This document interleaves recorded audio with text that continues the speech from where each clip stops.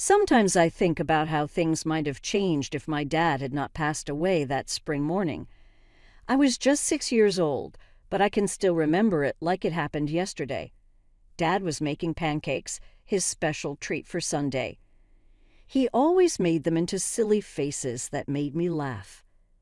Mom was putting the table together, singing a song I can't recall now. "Lily, princess, come help your dad flip these great pancakes," Dad called, waving his spatula like a magic wand. I got off the couch, leaving my favorite stuffed bunny there, and ran to the kitchen. That was the moment it happened. The spatula fell to the floor, and Dad grabbed his chest, looking very uncomfortable. After that, I remember only the loud ambulance sounds, the long hospital halls, and my mom crying. Just like that, my dad was gone, leaving an empty house that felt too big and too quiet. Mom didn't cry for very long, though.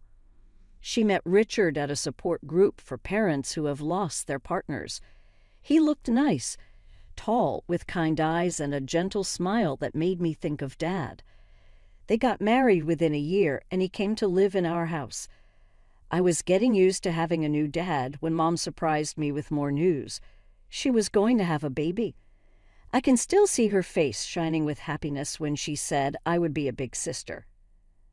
I was 8 years old when Tommy was born, and that's when everything changed for me. That was when Mom stopped working as a teacher for young kids. "Tommy needs me," she would say if anyone asked her about her choice. The first years are really important for how a child grows and learns. I wanted to ask about my early years and if they were important too, but I couldn't get the words out. I saw Mom's world get smaller and smaller until it was all about Tommy. She would forget to pack my lunch for school and then seem surprised when I said I was hungry at dinner. "Oh, I'm sorry, dear," she said, not really paying attention as she turned back to Tommy. I had a lot to do with Tommy's doctor's appointment today. It happened more than once or twice. It became what we do now. Richard saw. I saw him looking at Mom with a worried face while she took care of Tommy, not paying any attention to me. One evening, while I was sitting alone and doing my homework, he came and sat next to me. "You know, Lily," he said softly while helping me with my math problems, "sometimes people focus so much on one thing that they forget to notice other things they might be missing." As Tommy got older, the stress in our home became hard to miss. Richard talked to Mom many times about her focus on Tommy, but it always ended the same. Mom got upset and angry. I recall one evening when Richard mentioned it at dinner. Tommy was around 5 years old, moving his food around on his plate while Mom stood nearby, trying to get him to eat just one more bite. "Sarah," Richard said, setting his fork aside, "we need to talk about this. Don't keep staying so close to him like this. He has to learn to do things by himself." Mom's face quickly became serious. "What do you mean? That I am not a good mom?" "That's not what I meant, and you know it," Richard said, staying calm. "But you have 2 kids here, not just one, and also a husband, just so you know." I acted like I was really into my mashed potatoes, but I was listening closely to everything being said. "Tommy needs me," Mom said sharply. "He is still very young." "I was young too," I said quietly, but no one seemed to hear me. Things got serious when Richard said they should sign Tommy up for Little League baseball. I was sitting on the stairs, supposed to be doing my homework, when I heard them fighting in the kitchen. "No way." Mom's voice was loud and sharp. "Do you know how risky baseball can be? He might get hit by the ball or hurt his ankle." "Please, Sarah, he needs to live life. You can't keep him safe from everything." But Mom wouldn't change her mind. She signed Tommy up for art classes at the community center. I can still picture Tommy's sad face as he sat there, just moving his brush on the paper, while the other kids were really trying to learn. He stopped after 3 classes, and Mom said the teacher didn't get her son's creative side. At the same time, Richard began to hang out with me more. It could be that he wanted to balance how Mom acted, or maybe he just noticed a kid who needed support. He took me to my karate classes 3 times a week. He sat through every session and cheered louder than any other parent when I got my belts. While I was enjoying Richard's attention, Tommy was getting harder to deal with. He would leave his room really messy. There were toys and clothes all over the place, and Mom would look at me with that expression I had started to fear. "Lily, be a dear and clean up Tommy's room," she'd say, not really asking but telling. One day, Richard caught wind of this arrangement. "She's not his maid, Sarah," he protested. "He needs to learn to clean up after himself." That's when Mom burst into tears, pulling out her ultimate weapon. "I knew it. You love her more than your own son. How can you treat Tommy this way?" I watched Richard's face fall, saw the fight leave his eyes. He looked at me apologetically, then raised his hands and surrendered. "Fine. Have it your way," he said quietly, walking away. After that, he stopped arguing with Mom about Tommy. But the look he gave me said everything. He hadn't given up on me, even if he'd given up on fighting with Mom. It was a small comfort, but sometimes small comforts are all we have. High school graduation day was bittersweet. As I stood in my cap and gown, scanning the crowd, I spotted Richard beaming proudly. Mom was there too, but she kept checking her phone, probably texting Tommy's babysitter. Later that evening, Richard called me into his study. "I've been saving up," he said, pulling out a folder full of college brochures. "You can go wherever you want. Lily, sky's the limit." Before I could respond, Mom burst in. "You can't be serious," she exclaimed. "That money should be saved for Tommy's future. He's going to need it more." Richard's face hardened, an expression I'd grown familiar with during these confrontations. "This is non-negotiable, Sarah. I've already made my decision." I ended up choosing Marshall University in West Virginia. Far enough to start fresh, but not so far that I couldn't visit occasionally. The day Richard helped me move into my dorm, Mom couldn't come because Tommy had anxiety about her leaving. College life and independence. College life was exactly what I needed. For the first time, I felt free from the shadow of being the less favored child. I called home weekly, but my conversations were mostly with Richard.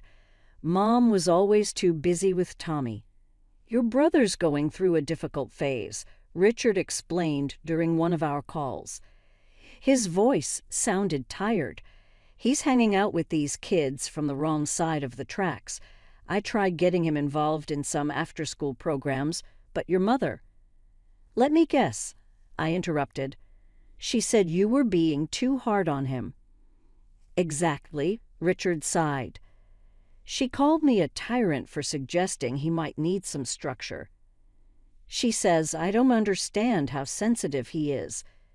Drift and contrast.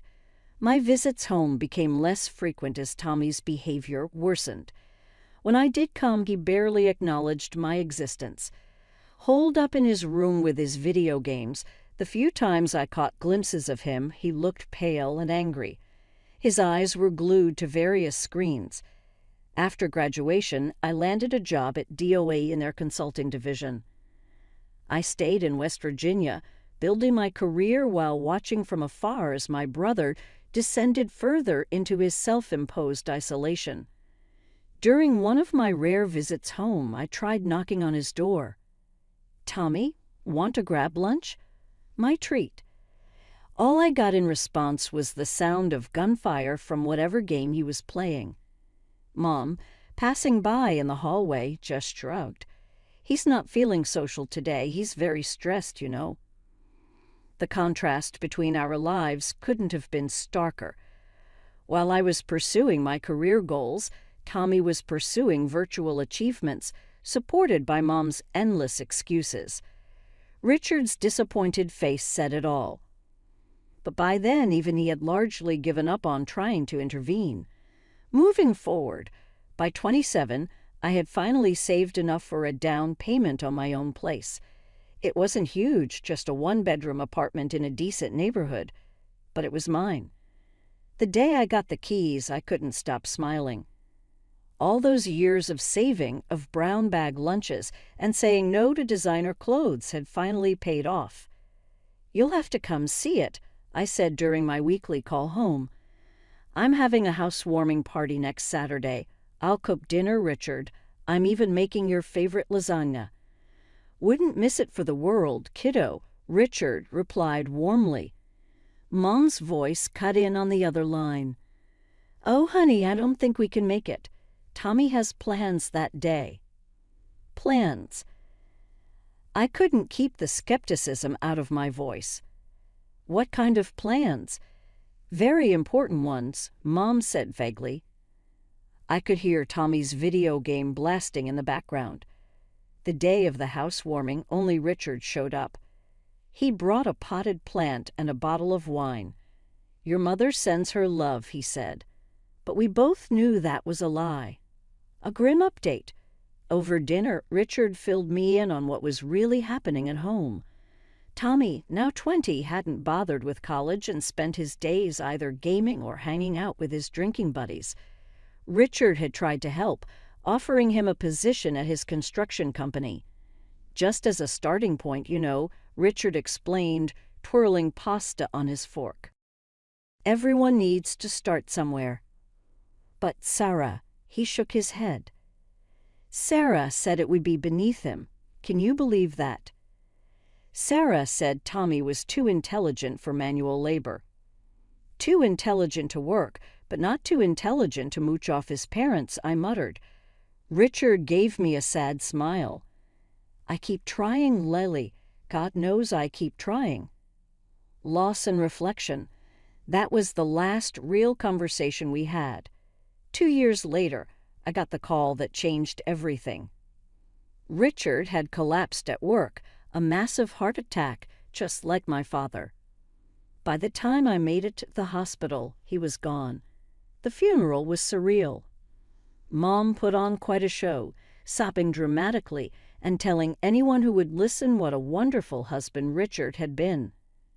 "We were so happy," she wailed. "How will we manage without him?" I watched her performance with a mix of disgust and pity. Her tears weren't for Richard. They were for herself. I could see the wheels turning behind her grief-stricken facade. Richard had been the sole breadwinner. Without his income, how would she maintain Tommy in the lifestyle to which he'd become accustomed? Tommy didn't even bother to wear a proper suit to the funeral. He showed up in wrinkled khakis and a polo shirt that had seen better days. He spent most of the service staring at his phone while Mom made excuses for him. He's processing his grief in his own way. A plea for help. Standing there at Richard's grave, I couldn't help but think about how history had repeated itself. Another father figure. Another heart attack. Another funeral. Only this time I was old enough to see everything clearly, including the fact that Mom's tears were more about her bank account than her broken heart. A year after Richard's death, I had mostly lost touch with Mom and Tommy. What little I knew came from Aunt Linda's occasional calls. "They're getting by on Richard's savings," she told me. "Your mom sold his Chevrolet last month. The tools from his workshop went before that." I try not to care. I really did.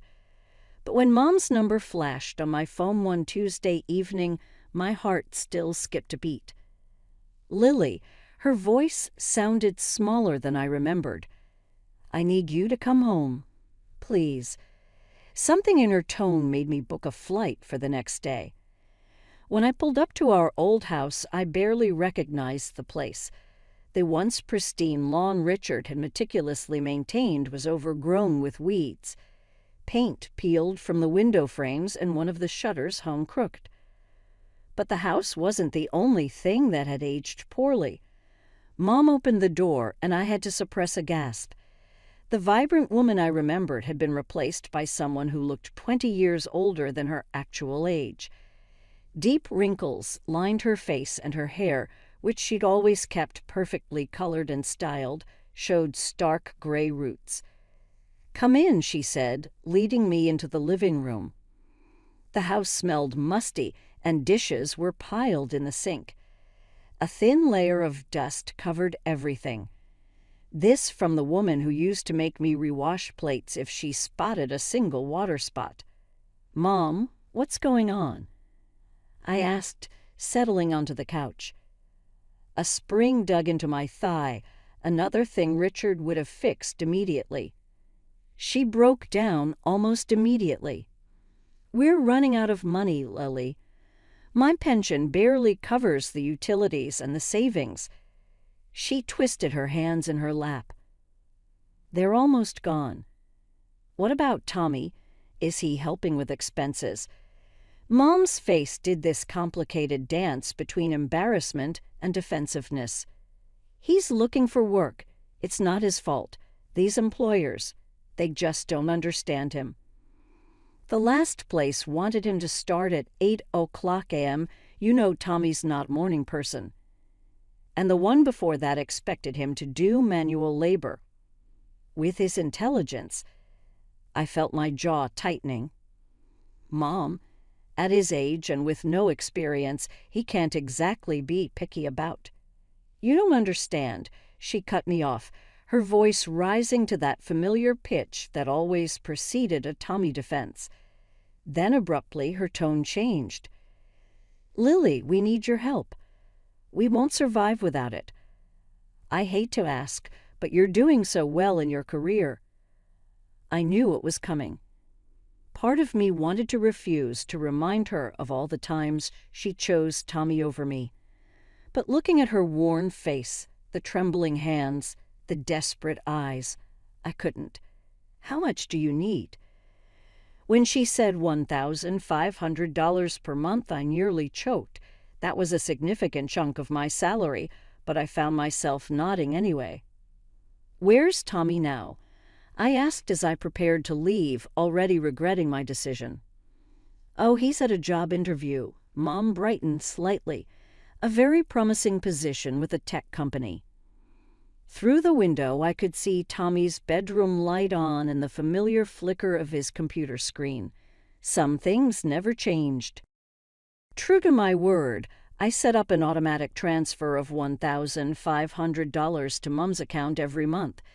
Each time I saw that deduction from my bank balance, I told myself it was the right thing to do, even if it meant postponing my own plans for a bigger apartment or a new car. I started visiting more frequently, though each visit felt like walking into a time capsule. Tommy was always there, either glued to his computer screen or sprawled on the couch with a beer in hand. "How's the job search going?" I'd ask. "Mind your own business," he'd snap, or sometimes just grunt and turn up the volume on his game. During the holidays, I couldn't stand seeing the living room in such disrepair. The wallpaper was peeling and there was a water stain on the ceiling that would have driven Richard crazy. I spent my Christmas bonus hiring contractors to fix it up. When Mom sprained her ankle in February, I called to check on her. "Oh, it's not so bad," she said, though I could hear the pain in her voice. "Is Tommy helping you?" "He's busy with some online interviews." I hired a home health aide the next day. The money I'd been saving for a vacation went to cover her wages for the next 3 weeks. Then came the day I walked into the house and found a stranger sprawled across our sofa.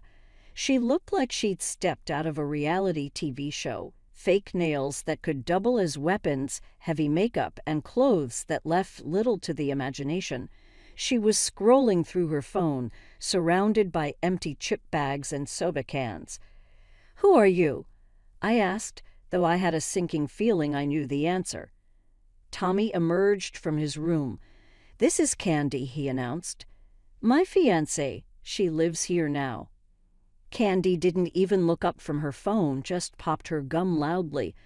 I watched in disbelief as she reached into the grocery bag I'd just brought and helped herself to the premium cookies I'd bought for Mom. "Nice to meet you, too," I muttered under my breath. Later that evening, I called Mom to get her take on the situation. "Oh, Lily," she sounded more animated than I'd heard her in months. "Isn't it wonderful? Tommy's finally settling down.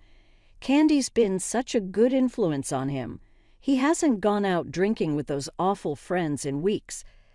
"That's because she's drinking all my imported beer at home," I thought, remembering the empty bottles I'd spotted in the recycling bin. But I held my tongue. "And he's talking about getting a job," Mom continued excitedly. "Candy's cousin knows someone at a tech startup. Tommy says it could be his big break." I made noncommittal noises while thinking about the dozens of big breaks Tommy had mentioned over the years, but Mom was so happy, living in her bubble of perpetual hope, that I didn't have the heart to burst it. My next visit home started like any other. I juggled grocery bags as I pushed open the front door, only to stop dead in my tracks. The house looked like a tornado had torn through it.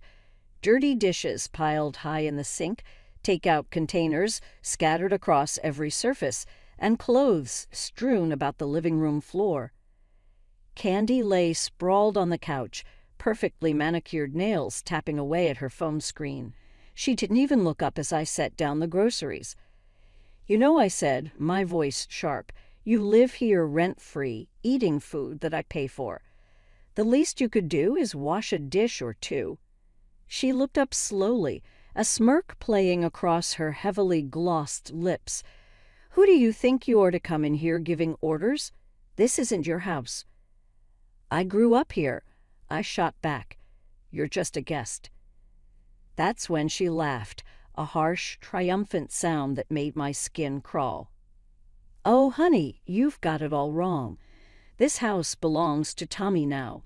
Your mom signed everything over to him. There's a will and everything." I found Mom in the kitchen, organizing coupons she never used. "Is it true?" My voice sounded strange in my own ears.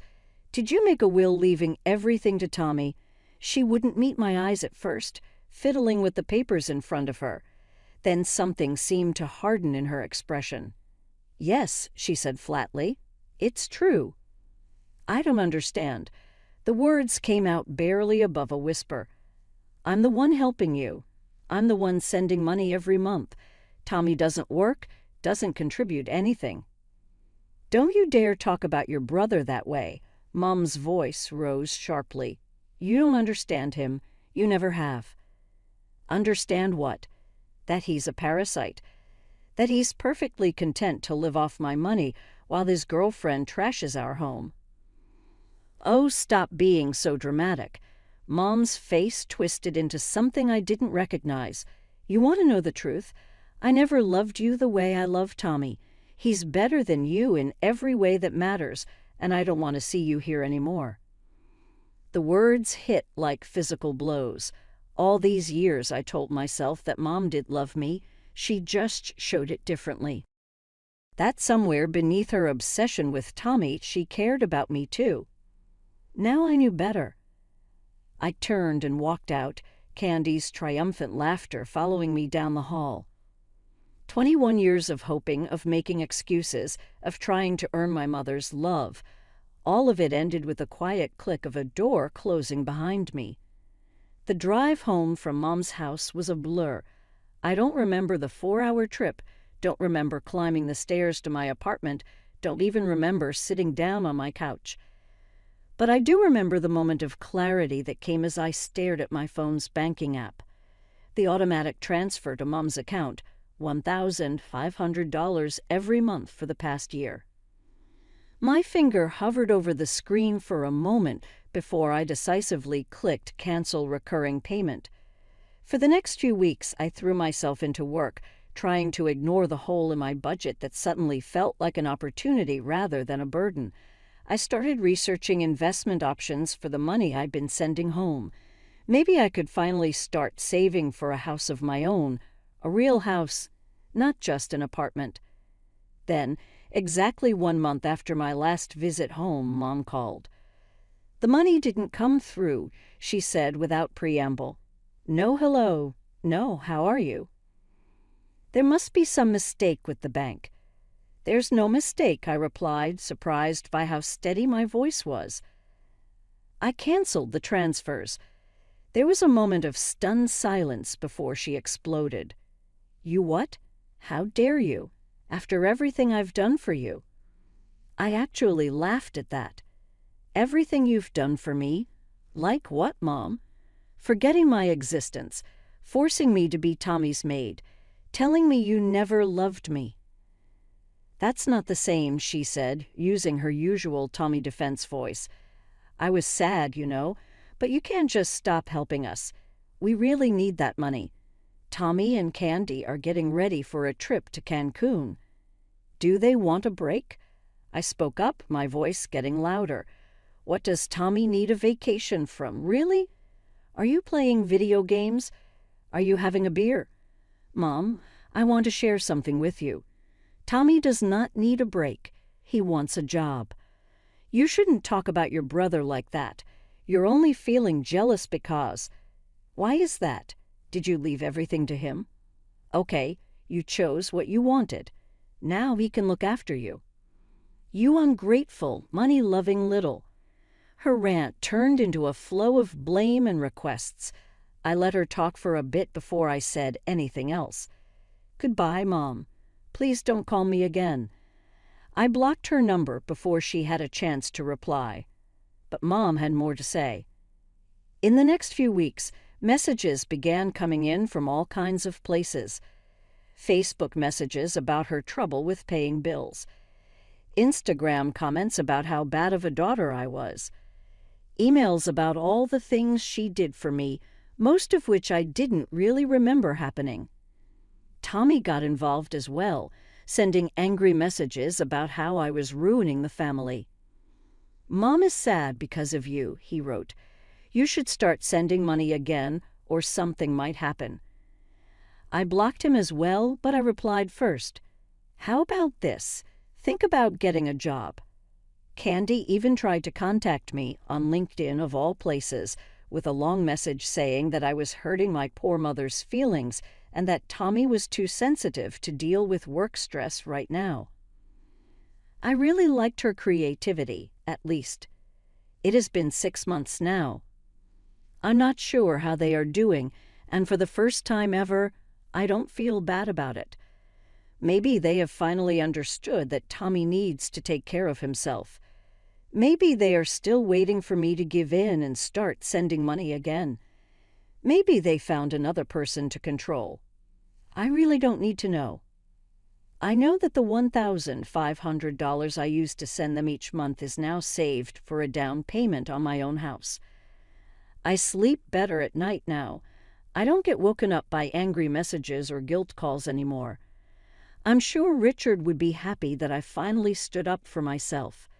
The other day, I drove by a construction site and saw a sign that said, "Now hiring."